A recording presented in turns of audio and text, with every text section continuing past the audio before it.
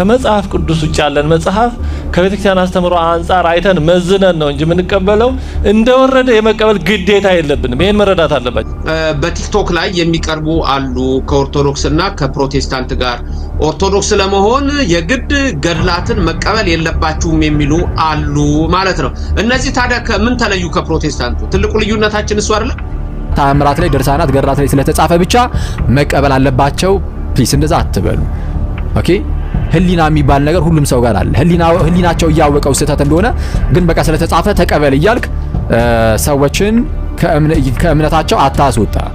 ገድላትና ድርሳናት መቀበል ግዴታችን ነው የሚል ነው። አዎ መቀበል ግዴታችን ነው። የትኞቹን ገድላት ቅድስት ቤተክርስቲያን ተቀብላ ቆጥራ ሰፍራ በአገልግሎቷ ላይ እየተጠቀመችባቸው ያሉትን ገድላት ድርሳናት መቀበል ግዴታችን ይሆናል ማለት ነው። ከመጽሐፍ ቅዱስ ውጭ ያለን መጽሐፍ ከቤተክርስቲያን አስተምሮ አንፃር አይተን መዝነን ነው እንጂ የምንቀበለው እንደወረደ የመቀበል ግዴታ የለብንም። ይሄን መረዳት አለባችሁ።